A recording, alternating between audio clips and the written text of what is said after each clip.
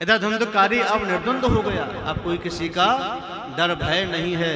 इसलिए डर भय भी परिवार में बच्चों के लिए जरूरी है। समय समय पर प्रताड़ित करना चाहिए, डांटना चाहिए।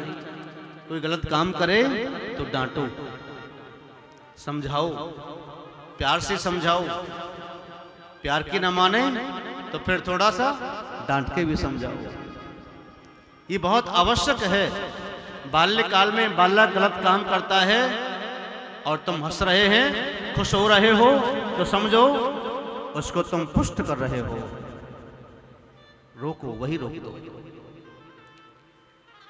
सिर पर कोई अब कुछ कहने वाला नहीं, स्वतंत्र हो गया। 5-5 वेश्याओं को ले आया घर में, चोरी करने लगा, डाका डालने लगा, मदरा पीने लगा। एक बार राजा के यहां से डाका डाल के ले आया,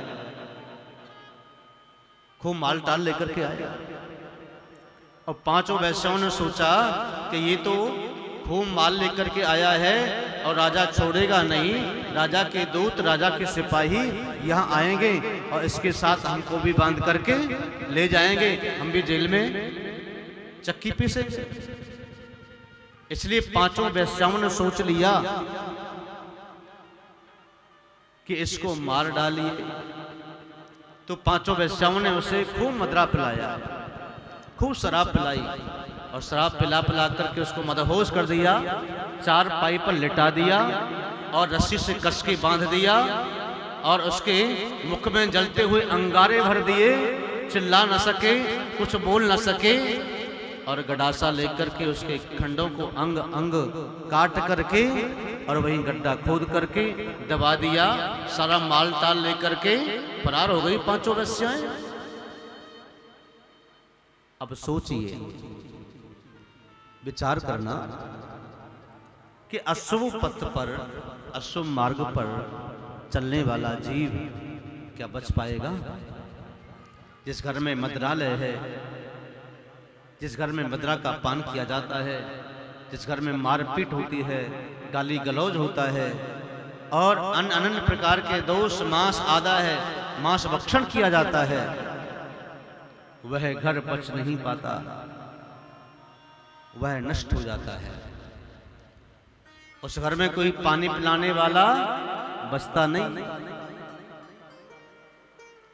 अच्छा हरा भरा घर, सुख शांति वाला घर आत्मदेव ब्राह्मण का आज उजड़ गया। क्यों?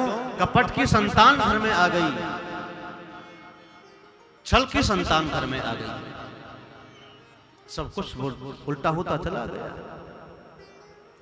तो आपका जो धर्म है और जो आपका पुण्य है, ये आपको बचाता है। भगवान का नाम जप, भगवान का नामृत, कथामृत, ये आपको अशुभ रास्ते से बचाती है और शुभ रास्ते पर लेकर के आती है। इसलिए बार बार कथा सुनना चाहिए, बार बार कथा करनी चाहिए, क्योंकि कथा सुनते रहोगे, करते रहोगे तो ये हमारा मन जो कलुषित है, मन ही तो है, ये मन ही तो बिगाड़ता है, मन ही संभालता है। इसलिए अगर मैला हो जाए तो बार बार कथा सुनवा रही है। भगवान के नाम रूपी जोड़ने से इसको बार बार साफ करते रहो, करवाते रहो, तब मन स्वच्छ रहेगा, तब सदमार्ग पर चलोगे। वंश आपका स्वतंत्र भगवान की कृपा से सदैव रहेगा और आनंद मंगल रहेगा घर में। इसके संबंध प्रभु से कुछ न कुछ हो।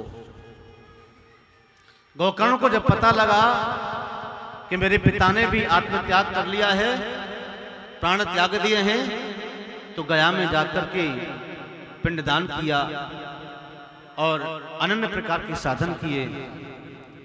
जब अपने भाई धुंधकारी का पता लगा तो धुंधकारी के लिए भी पिंडदान करवाए गए और अनन्य प्रकार के जो भी रीति विधि थी वो सब कराई गई। लेकिन जो पापात्मा है, जिसका जीवन ही पाप नहीं बीता, उसका निष्कर्ष क्या होगा? वह प्रेत बनेगा, प्रेत बनकर के सबके सिर पर बैठेगा। कभी किसके घर पे बैठेगा, कभी सिर में बैठेगा और कभी रास्ते में बैठ जाएगा, आने जाने वाले लोगों को सताएगा। सब्सक्राइब करें रामकृष्ण शास्त्री जी के YouTube चैनल को और हमारे वीडियोस को सबसे पहले देखने के लिए बेल आइकन को दबाना न भूलें।